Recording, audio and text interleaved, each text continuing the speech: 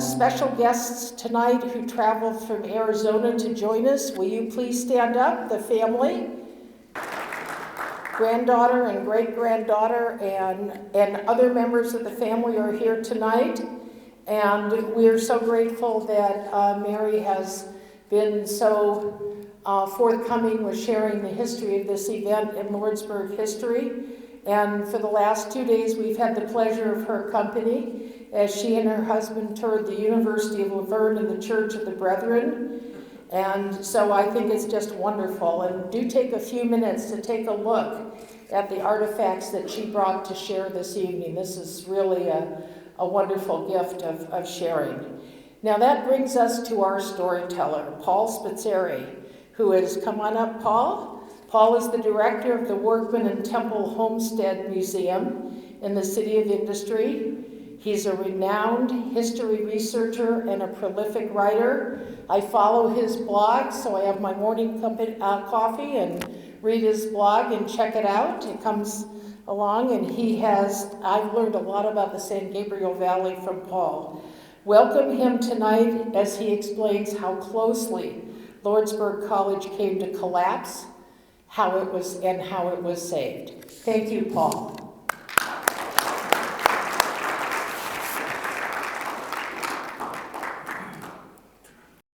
All right, thank you, Sherry. Thank you all for coming tonight. It's a great pleasure to be back here again, sharing some local history. And thank you, Sherry, for calling me a storyteller. I think that's better than a historian, because sometimes historians don't know how to tell stories. They just throw you facts, names, dates, places, numbers. We want to tell a story here, and it's a story that's going to have, like most people's stories, ups and downs. It's not a story of positivity all the way through. And that's one thing we try to explore at the museum that I run. The Workman and Temple families had many ups and downs, bank failures and suicides and all kinds of stuff that happened, because that's what happens in families. And so that's really a big part of what we try and do. That's what drew me to this as well. Another thing was, in 2018, I did a blog post about Alexander Pantages, a name that a lot of you might recognize because of the theater in Hollywood. He was a theater mogul throughout the Western United States. He was accused of sexual assault of a young woman named Eunice Pringle in the 1920s, convicted, and then on a retrial, his lawyer got the Supreme Court of California to agree that the character of the victim could be used in testimony. That was not allowable before. And guess what happened the second time around? He won, because Jerry Geisler, who became a defense attorney for the Stars and the Rich and Powerful, convinced the jury that the young woman deserved it. So that theme is going to resonate here to a certain degree. You're going to see both things. So up here I have the title, Romance of the Scarlet Letter. So if you know your early American literature, there's a Scarlet Letter and the letter A on Hester Prynne.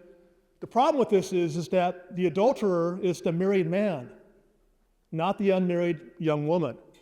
So at the bottom, though, you see wolf among the lambs. So that's referring to him. So the way the media treated this is quite interesting, and I think is a big part of the story, obviously. All right, so let's talk a little bit about some background first. I don't need to go into a lot of detail about the history of Lordsburg. I think a lot of you know that already, but it did develop in what was called the boom of the 1880s. It peaked in 1887 and 88. That came about because the Santa Fe Railroad had a direct transcontinental link to Greater Los Angeles at the end of 1885, and it opened the floodgates up. As the Santa Fe built its line to Los Angeles, obviously, new towns are going to spring up, and Lordsburg, named for Isaac W. Lord, who had been in Los Angeles for a while, was one of those towns that sprung up. Location, the most beautiful in Southern California. Every town was the most beautiful, had the best soil, the cleanest air, the purest water. So it's all part of the advertising. And part of that advertising is you're going to have usually a hotel. Now, most of these boomtown hotels never had a paying guest, or if they did, it was for a very short period of time. What happens to booms? They go bust. Yeah. And so it's going to take a year or year and a half or 2 years before Lordsburg, like every other town that sprung up during that time, goes bust. And those hotels are sitting there waiting for something to happen, right? This is an early photograph we have in our collection at the Museum of Lordsburg. I'm assuming it's late 19th century. You don't see a lot going on. Correct. There's a house here, a house over there, little stubs of trees, because it's a new beginning for a community that's part of this ongoing citrus belt or citrus empire that spans from the San Gabriel Valley foothill communities, some of which right now obviously are in difficulty, all the way out to Redlands. And we are becoming known increasingly in the late 1800s as the Citrus Empire. The refrigerated boxcar is developed in the early 1890s, and that is going to allow for oranges to be sent further and further out because you can keep them fresh. And so Lordsburg is coming along at a good time. However, the flip side of that is, in the 1890s, we had a national depression in 1893, and locally 6 years of drought in 10. So there were some challenges going on during that era. But here's a great photograph, early 20th century.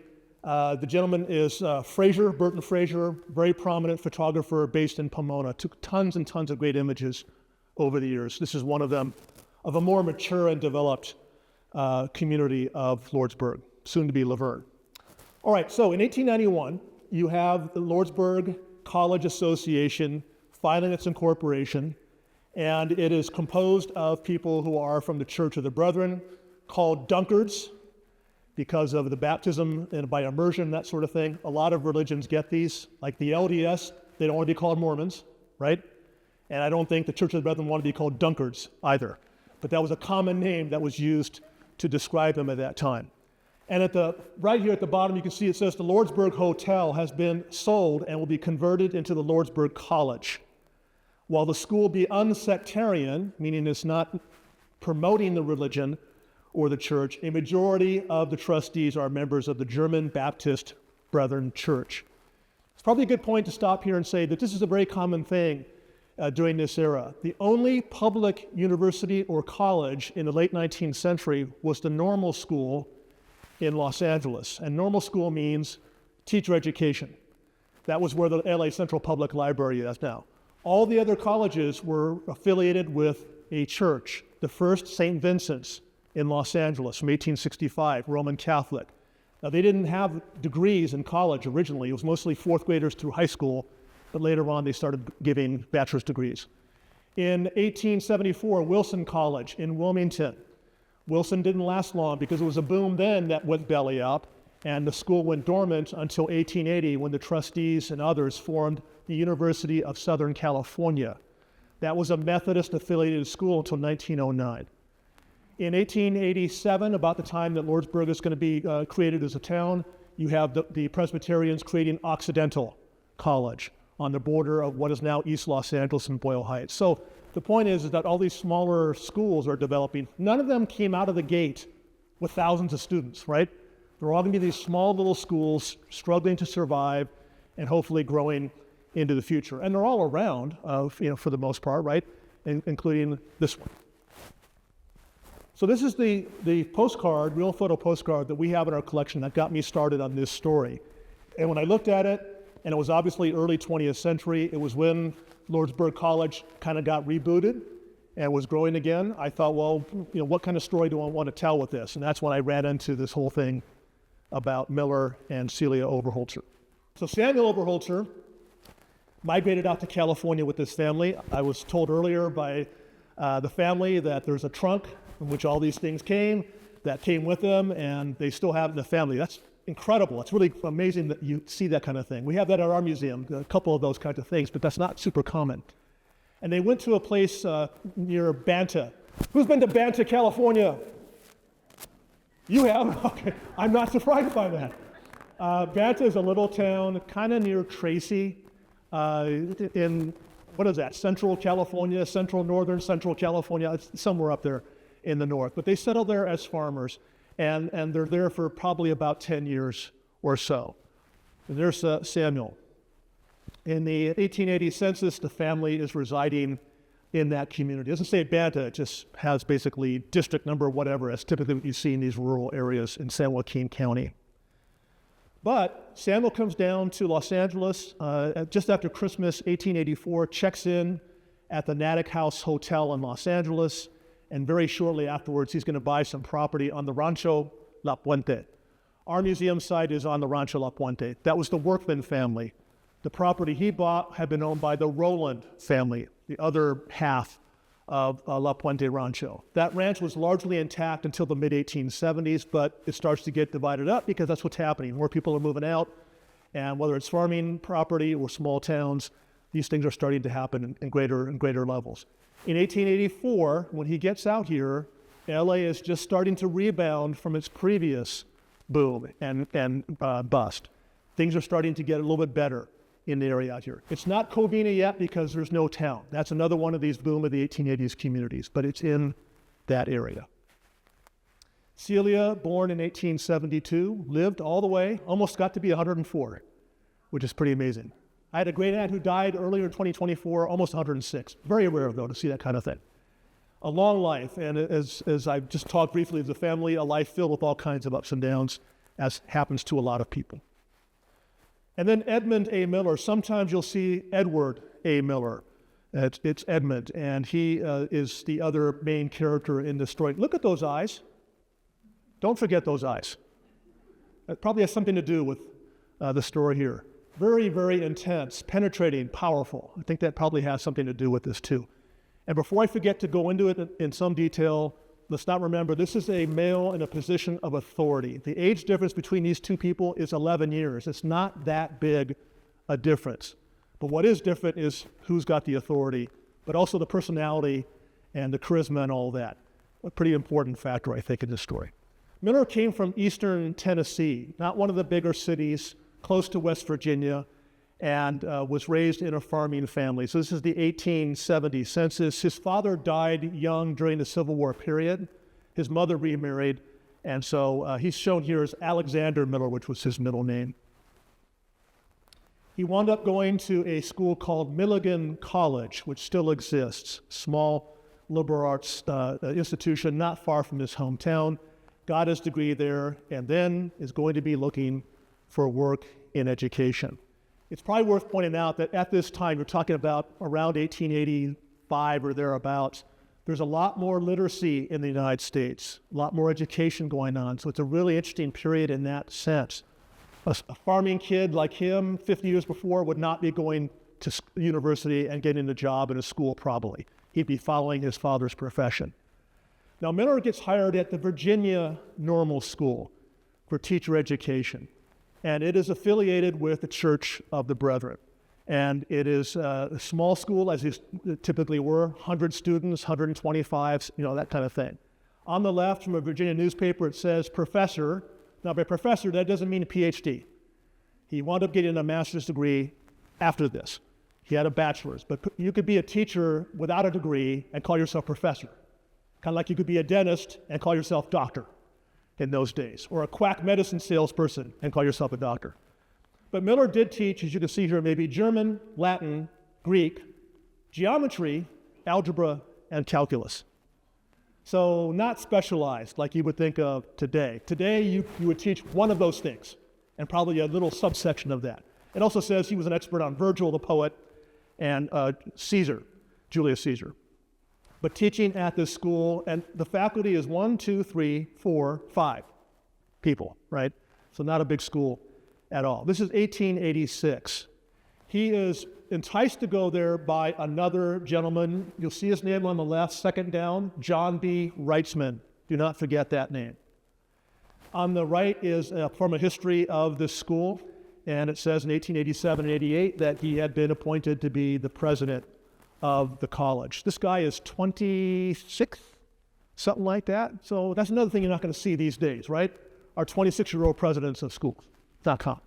Now, he might have been pretty intelligent, or he might have been genius level, who knows? But in any case, he's a young guy at a small school. Kind of a cool little thing here about the Virginia Normal College from a newspaper in 1886, overrunning with pupils, but like the streetcar, has room for more. Professor E.A. Miller is determined to make this institution of learning a grand success. He's a gentleman of fine sense and great energy. I'm not sure about the sense part, the energy for sure. And so he is, again, trying to get this school going. And he did increase the enrollment quite a bit. That was one thing he was known for, was his ability to go out and recruit students. And that's because of his personality. All right, he winds up marrying in 1889 a young woman who had been a student at his school. So, don't forget that either.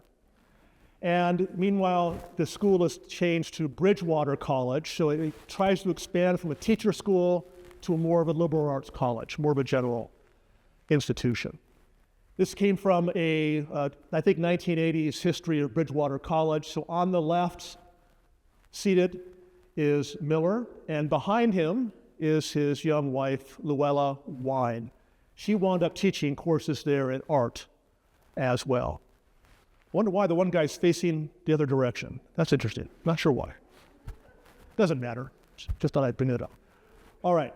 Interesting little discussion here is about the controversy that breaks out with Edmund Miller, and it has to do with a married woman that is part of his circle. Now, one of the things that happens is that in some of these histories, and you see this in different kinds of histories, they don't want to go into the details. And it may not be surprising, especially with some of these religious colleges that are small.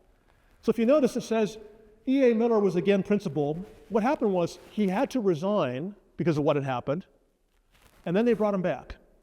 And I'm going to share more of that in a moment.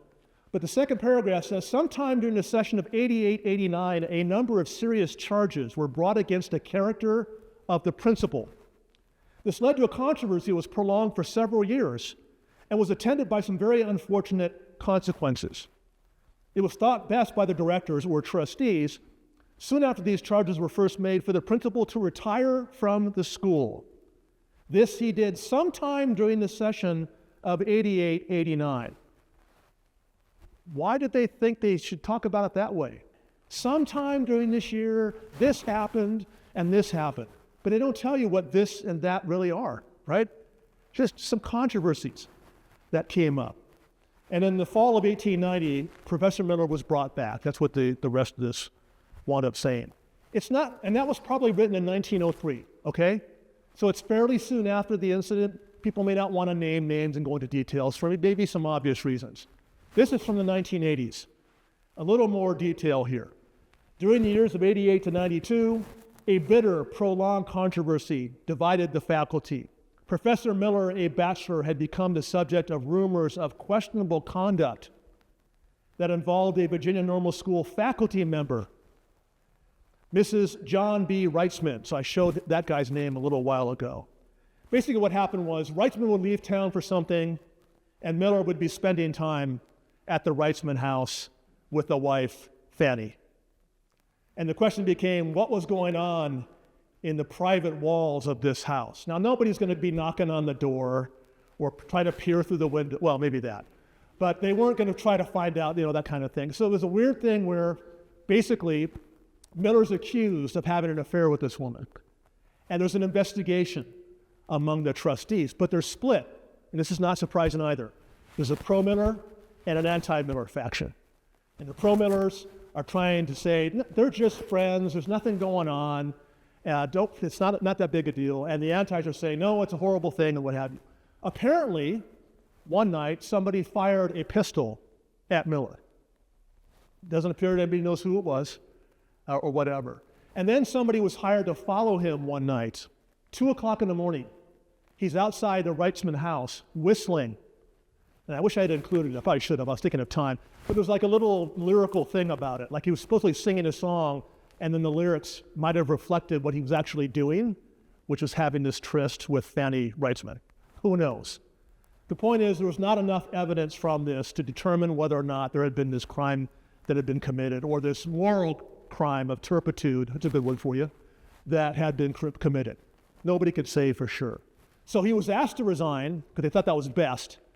And he goes off, gets a master's degree, studies medicine briefly, gets married, and then he comes back. And maybe because he had got married and had a master's degree, maybe they thought he's more mature and settled down, so why not bring him back? Because he had charisma and he did bring students to the school. So I think of situations like athletic departments in universities where things go on, right? Booster clubs and what have you, and then you may get people in trouble, but one of the arguments is, well, they brought a lot of money to the school, a lot of athletes, right? So maybe you can think of it that way. In any case, this discussion goes on with some more detail about what was going on with Miller and Reitzman and the division among the small community. And this is another thing, too. These are small towns, not a lot of people. So sometimes scandal gets exaggerated or built up more because of the location in which you live. This is a newspaper description where they mention a couple of names. On the left in the center, D.C. Moomaw. Okay, don't forget that guy. We're going to bring him up a little bit later when it comes to Lordsburg. But he was one of the trustees who was the anti-Miller side of it and really pushing for investigations of what was going on. But like I said, he resigns, they bring him back in 1890. On the right is an advertisement for after he's brought back, and they're talking about how the school is going to be continuing to develop and grow better. Now, they had a fire that burned down the school building while he was gone, and they were deeply in debt. So don't forget that either. That's going to happen in Lordsburg. All right, 1892, he comes out here for the 1892-93 session. On the top here is an early 1892 description in one of the local newspapers. The Lordsburg College has been opened under the auspices of the Dunkards, and attendance of students has reached 100. I don't know what the student body population is today, but in any case. Meanwhile, the Congregationalists, I forgot that one, opened Pomona College in Pomona, well, Claremont now, and an attendance of 113 was secured. I've noticed a little bit of Pomona looking down upon Lordsburg attitude in the Pomona newspaper. I don't know, David, if you would be surprised or shocked by that, but I do detect that. You'll see a little bit of it as we go through. And by the way, if you follow football at all, see the bottom of that? The Chaffey College football 11 defeated Lordsburg College 11, 66-0. Wow. That's pretty embarrassing. Now, Chaffey's over there. They're over there in Ontario area, North Ontario, etc. But I like the headline, slaughtered. It's early. They just got started. All right.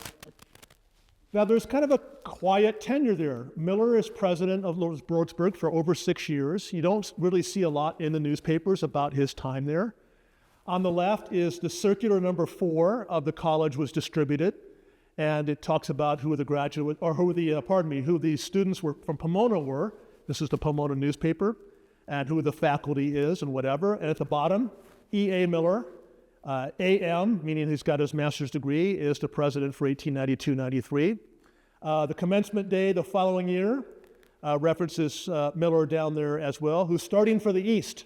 So he went back frequently for Church of the Brethren conferences and that sort of thing. On the left, this came from a Kansas newspaper. I don't know if you found this, Mary, when you were doing your research, but it was talking about Lordsburg's commencement in a Kansas newspaper, which was an educational one. And it's the commencement for 1894, and it talks about the fact that Celia Overholter is reading Past, Present, and Future, which I noticed is on one of the documents you've got there, the commencement booklets, which brought out a few clear, vivid, and soul-comforting thoughts to the audience. Well, things are going to get very unclear and not very comforting for the soul, but very vivid in short time after this.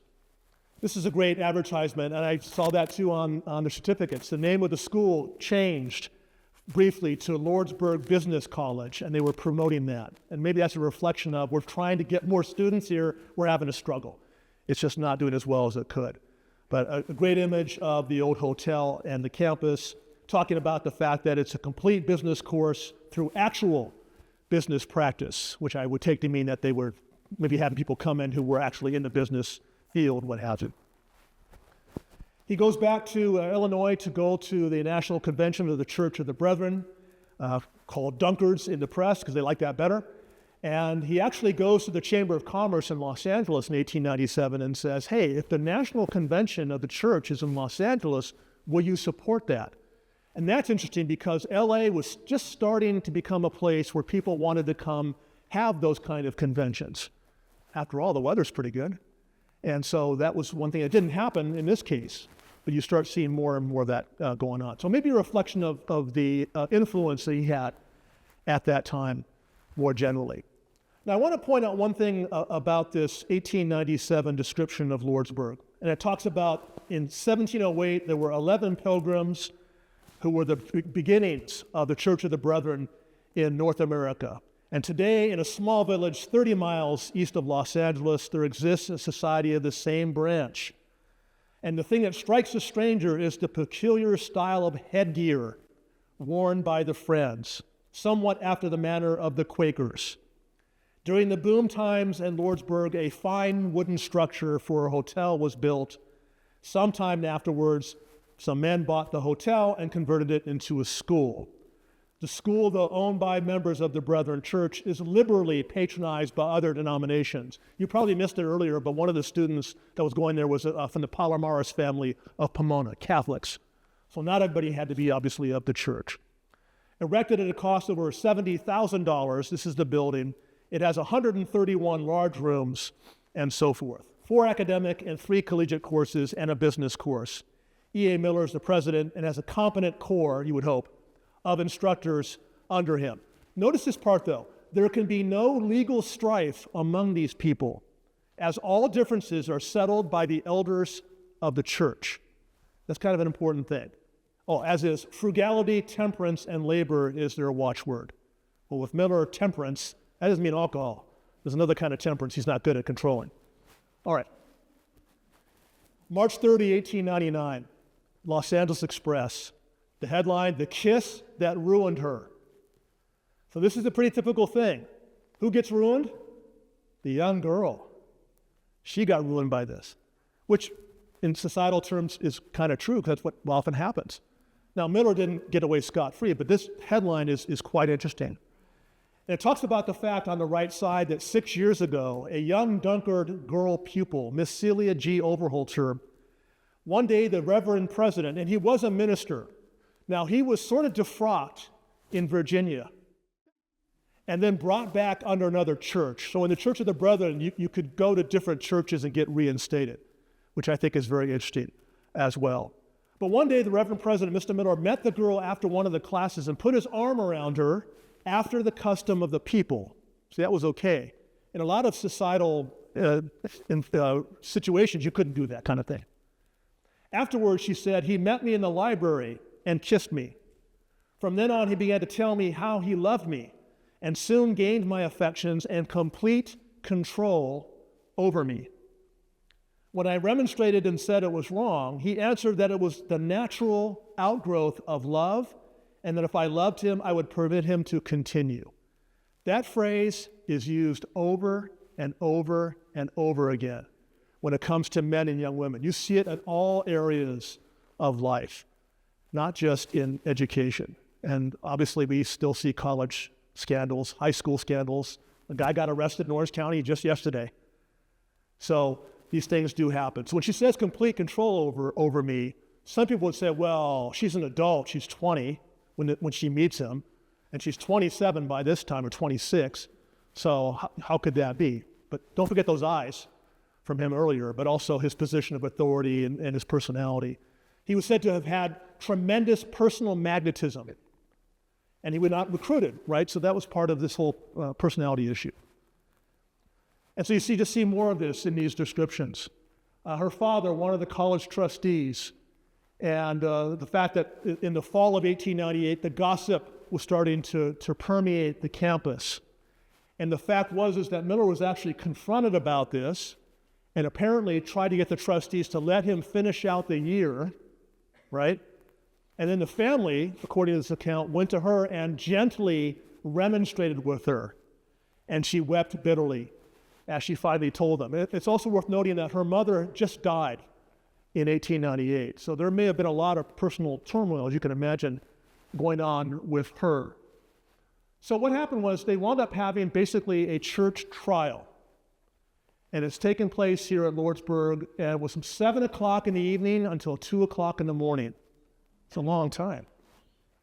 And the church was crowded. Nobody else was allowed except members of the church. One incident of great dramatic power took place. The confession of Celia Overholter was read, and at the conclusion, she was asked to affirm it. She stood up before the congregation and did that. I often imagine, what would that be like to have to do that before, I don't even say how many people were there, but probably at least a couple hundred. So it's not like she's just doing that with her own family. She has to do that publicly. And you can imagine what's going on with that. The whole congregation filed past the clerk and deposited their ballots because they're voting on this. What are we going to do with Miller?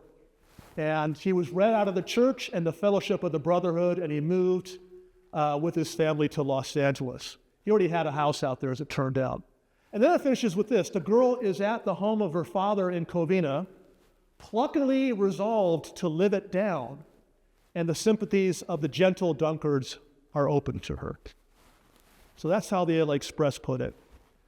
Now in Pomona, like I said, you get a little taste here of how Pomonans feel about Lordsburgians. Is that the way to put it? The usually quiet hamlet of Lordsburg was having more than her share of excitement. It was only a couple of weeks ago that there was agitation about the topic of praying for rain, and the church decided not to try it, but to hold a Thanksgiving meeting instead. These world-wise Pomonans, because there were probably several thousand of them, thought, this is ridiculous. They're going to pray for rain? Who does that, right? This was followed by trouble in connection with the management of the Lordsburg College and Miller being dismissed and all of that. And it concludes, what sensation will Lordsburg spring upon the public next? Like nothing ever happened in Pomona. All right, anyway. As Mary and I were talking about before, this became national news. What'd you say you found 39? 39 different articles. I found quite a few too. Maybe it is the same one, but you saw St. Louis, Chicago, Boston, Minneapolis, Indianapolis. These are big cities. Now, what are they drawn to? The scandal. They're not really concerned probably about Celia Overholtzer's personal life and the consequences of it. It's just something they can sell more papers with. But it did have a big reach. And look at the headlines, Wolf Among the Lambs. That's about Miller. Like Hester Prynne, which of course is not true. That's the Scarlet letter that should be on him. Story of Hester Prynne. Sin confessed. Tearful admission of an erring girl. Romance of the Scarlet letter. In Pomona, California, David. Not Lordsburg. That happened in Pomona. She loved the young preacher. He had a wife and 2 small children. And before the whole congregation, she acknowledges fault. That's just the headline part of it. Then you get to read the article and go into and I like the one here too. God's law broken. And they go into this detail. Now, most of these accounts are from Wire, being telegraphed around the country. And they're coming out of Pomona. So that's another thing too. Who's writing that account? And how truthful is it really? Are all the details correct? That's part of the problem you're dealing with these things. Well, Miller just could not let well enough or bad enough lie. He came back at the end of April to try to get his position back. But remember what he did in Virginia before. He got his position back there too. I think he thought of himself so highly, his ego was so big, he probably felt like, I can go back and convince those people to restore me. After all, I've got personal magnetism, right? Those kinds of things. So there's a whole bunch of discussion about this, about him going back and saying, I want to be reinstated. And then he tried to blame, typically, right, Celia and her family. Why? Because he said, her brother, who was an instructor at the school, they want him to replace me. That's why this all happened. I was set up. Well, that's a typical argument too, right? Happens all the time. So this is what was going on here. The problem for Miller was nobody wanted to buy it, and a number of young men came prepared, not with guns and bullets like happened in Virginia, with rotten eggs. So he was pelted with eggs. And then the articles talk about how he had to hide in a closet, and, run out and find a way to get out of the community. But he was basically, it wasn't tar and feathered, it was egged. And that's how he got to leave. So you see a couple of these here. Pelted with eggs, recently deposed for criminal intimacy. That's an interesting term. Criminal intimacy. Not legally, but morally, within the Church of the Brethren. It says, as a crowd gathered on the outside of the meeting house, and as Miller stepped out of the door, he was greeted with a shower of eggs. Feeling against him is high in the town, and it was at first proposed that he begin a coat of tar and feathers. They actually talked about doing that. The man's wife is one of the best of women, and her faith in her husband, et cetera, et cetera. She would actually come back to Lordsburg on her own after this and be seen with her friends. That's interesting. A little thing too. All right. Here's a great one from the Azusa, Pomotropic. Has to do with citrus. But it was republished somewhere else. Reverend E.A. Miller was in Covina a few days ago. His former best friends didn't recognize him because he shaved his beard. And his cutaway suit adorns this person in the place of his ministerial robes, and a silk tile hat covers his head. So he tried to come back like in disguise and be in the area. Crazy stuff, you guys, amazing. And then he thought in August 1899, I'm going to publish something that asserts my innocence. Maybe he thought this was going to help him somehow.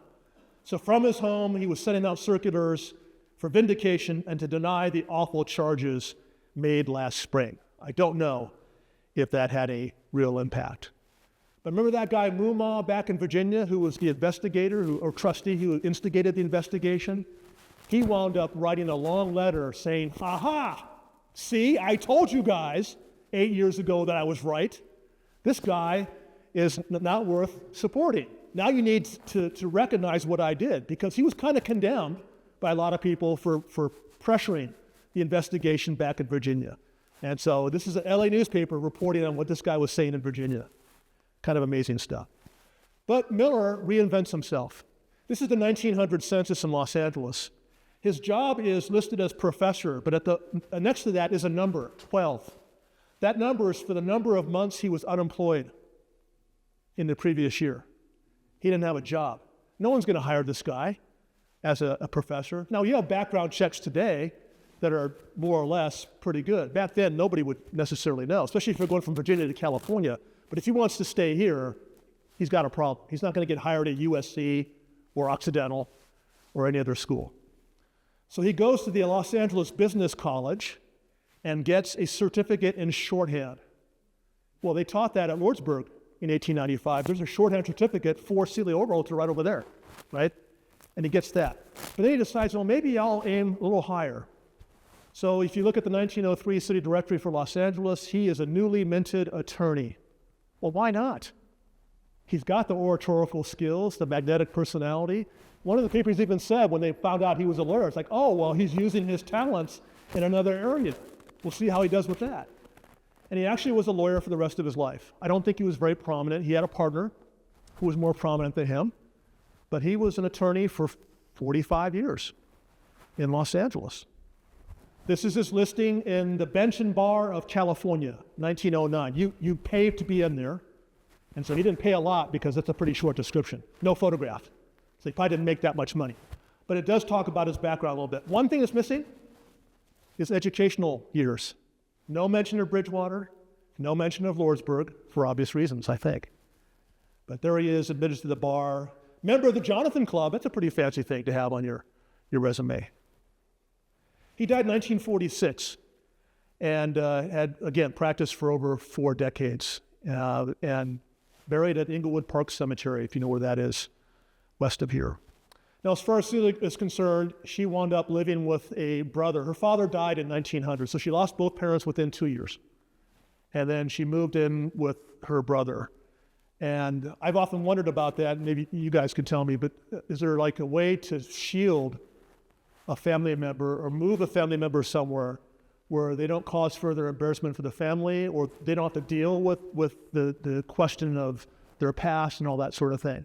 That happens to a lot of families. And not surprisingly, she's going to be married to somebody who's in that area, Melvin Custer, and basically try to start a new life, more or less. So she's married in 1901. Interestingly, when I looked at the official record, Overholzer, no name, no first name, just Overholzer, and then Custer. And I don't know if that was intentional, so that her name wouldn't be put there or not, because in the newspaper they give her full name. So I don't know, that was interesting. But she wanted to moving up north. Butte City, who's been to Butte City? You have. Anybody else? No. Small little town, it's northwest of Sacramento. There had been Church of the Brethren members who had moved up in that area, but she was living there with family members. So surrounding her in the census are brothers, I think it is. So she is up in that area. Maybe that's, again, part of the thinking is that we really can't stay in Lordsburg or Covina, or maybe it's just part of finding somewhere else to make a living. Well, her husband dies. Someone told me that was a death that was another interesting situation. She remarries a British man who was a farmer up in that part of the world. In 1928, she files for divorce. The complaint was that her husband was persistently stubborn and that on occasions he had accused her of being unfaithful. But she's filing the petition, and then she gets the divorce in 1929. It happens to a lot of people, these ups and downs and all of that. And of course, for women filing for divorce, that could be another black mark against you, especially in small communities. And I don't know the details. You obviously would know more than I would about all that sort of thing. But by 1930, she's back down here in this area, living in Hemet with a daughter. She's a housekeeper. She's renting at, I don't know, $14 or $16 a month. So she clearly does not have a lot of income. It's tough for any woman to be on their own trying to make a living in those days. Your options are somewhat limited. Obviously, a family photo was posted somewhere on the internet that I found, but she moved to different places in Southern California over her long life. Died in Modest. That was my spelling error there. Modesto. That would be just sort of the age of 104. What I was struck by on this was that she was a Sunday school teacher for many years, and it did say she taught commercial courses at Verne College in Southern California when she was young. I obviously would not talk about other things because you wouldn't do that, right? Now, Lordsburg struggled afterwards. It did basically shut down very shortly after this all happened. This is a 1901 Los Angeles newspaper article, Dunker College's Latest Sorrows. So it was the scandal for sure, but there were other issues, debt and all those sorts of things. But it does say bright hopes blighted by scandals and other misfortunes. Decadence of the school of Lordsburg. Decadence. That was striking as well. But a gentleman named William C. Hannawalt, so we saw a sign back there that said Hannawalt on it, was brought in from Pennsylvania. He came to California and proposed to trustees a way to revive the school, and that's what happened. So over the course of several years in the early 20th century, first decade, Hannawalt was in charge and really got the institution now known as the University of Laverne built up. So some interesting articles. Lordsburg's proud of their college, clean up at college, new president brought in and all of that. So it did rebound. Some schools didn't, and it was able to turn into what it is today. So with that, I'll just finish by saying I hope you got a good sense of the scandal and the issues with that. And again, for me, it's important to think about the people involved and who had what position of power and influence in that. And it's a striking story for a lot of reasons, but it's one we're going to see over and over again because it still happens, clearly. So thank you very much for listening to me.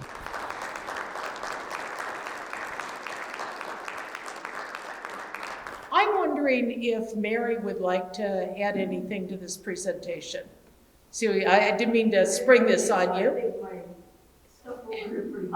When they said that the college went belly up, and I do think it was mainly because of the scandal, because nobody wanted to send their kids there after the scandal because it was a religious school, you know, with the Dunkers.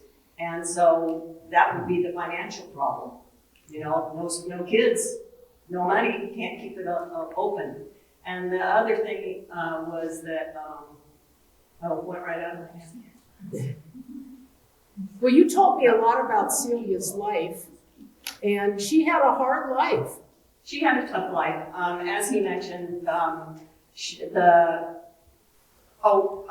it was burying the scandal. So the Dunkers, they did not want this out. The thing was to bury it, and they were told that this will never be spoken about again. And they buried it, you know, of course after the newspaper articles, you know, but they buried it, and it was never brought to light again. And we never knew about it. My grandmother never told us a thing. And she died in '76, and I don't think we found out about it until the '90s when I was doing research with Marlon Hickman. And he kind of said, do you know about this? And I'm going, I don't think so, you know, so he would tell me. And so, and the other thing was that a family like that, you know, they were going to gather around and they took care of their family. So if she was in trouble, you know, they were going to bury that and they were going to take care of her and marry her off.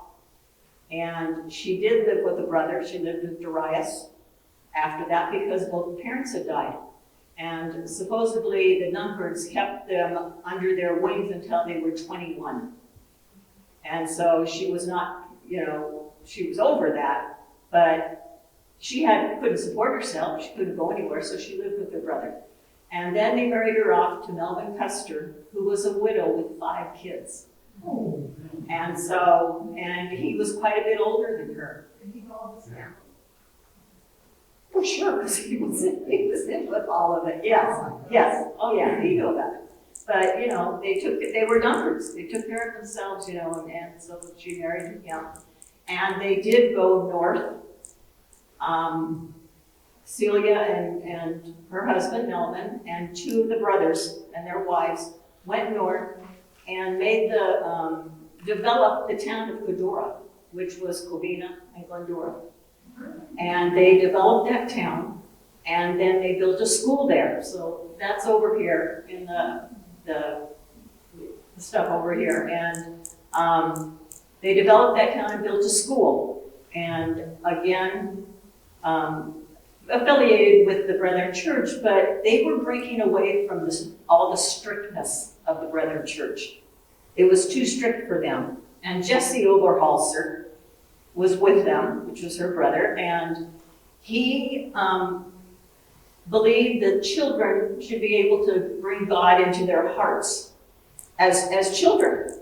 But the Dunfords didn't believe that. They said you had to be an adult before you could do that. And so that's why they broke away and they went up there. And then he started in on developing the child evangelism. And he is the founder of the Child Evangelism headquarters that is now in Missouri. And it's still operating and it's worldwide. And so that was his gift to society, I guess, to let children, believe in God. And so they went up there and did that. And so she married Melvin and they had a farm and he raised pigs. And the pigs all died from whatever pigs get, cholera or something, I don't know what they get. The pigs all died. He went in the barn and shot himself in the head. So I think one of his sons found him. And so after that, how was she going to survive? Because she had nobody, and so she took an aborter who happened to be Verne, the British guy. Took him in, and I guess the kids didn't like them, I don't know, maybe they were flirting with each other or something. They said, either marry him or throw him out. So she married him because, then it would be someone to support you. But he was lazy, he didn't really support you at all. And caused problems, and that's why she divorced him. And it was a brutal divorce. I have all the paperwork. And for a woman in those days, that was a big deal. Big deal to have a divorce. And you win it, because she threw him out and she made him promise that he would never see his daughter again, which was my mother. You can never see your daughter again, and you can have your organ, because he played the organ and taught my mother music. And so threw him out, and so then they had to survive. So they raised some fruit, vegetables and stuff, and my mother and her would drive around the town of Willow and send my mother up to the door, knocking on the doors, trying to sell vegetables, to survive. And that's when they came down to Kemet. And again, the brethren take care of themselves, so they would always tell her if a job was available somewhere. And so what she ended up doing most of the rest of her life was being like a nanny and taking care.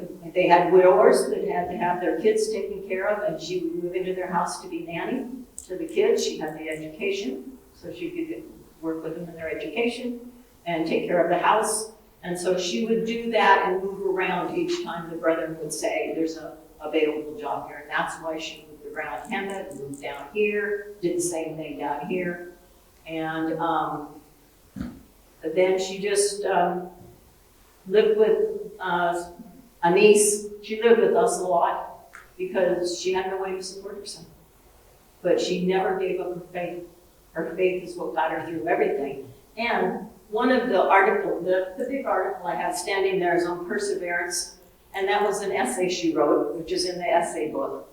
And my sister had that printed, and we all have one in our house because that's how she lived her life, through perseverance, and her faith.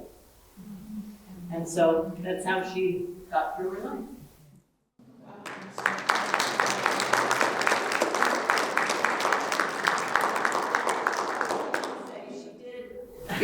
One other bad thing that happened was that when she married Melvin, she had a baby boy named Charles Custer. And then she had another boy, and he died. So Melvin and the baby are buried in Oakville. And then she married Verne, and he did not like the Charles, the other son. And so they shooed him off to the service, put him in the service, because he didn't like him at all. They didn't get along at all. And they lied about his age to get him into the service, just so he would be out of the house.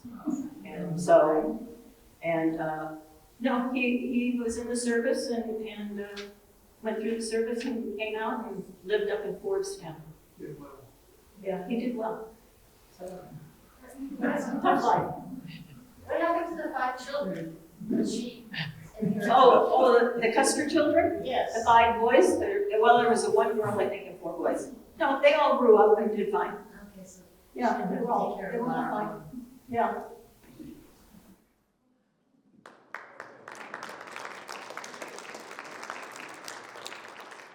When I did the Pantages talk, I went on Facebook 2 days before the talk, and I found the daughter of Eunice Pringle in San Diego. And I didn't think there'd be anybody alive because her mom had her at 44 years old. I would have thought people would, And she came up, but we surprised the audience. We didn't tell anybody. She sat in the front like where you are, and I did my spiel, and then I said, oh, by the way, and then the daughter got up and spoke, and people were just blown away. And I think that's a really good thing about the story of people, like you said, storytelling, is when you have people who are from that family or that person that can share that. You don't often get that in these settings. So it's really, really incredible to have you guys here sharing that history with us as well. Yeah, 103 is pretty amazing. All right, thanks again. Here you go.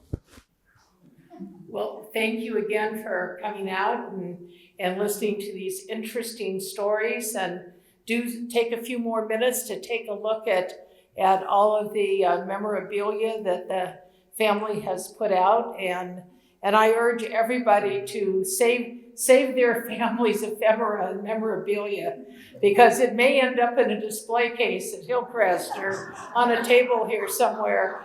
And for people like Paul, historians, there's just nothing like that for being able to recreate the past. And I think this also tells us that we're human, and every generation thinks that they are the people who invented misbehavior and naughtiness, and that's not true. It goes back forever, right?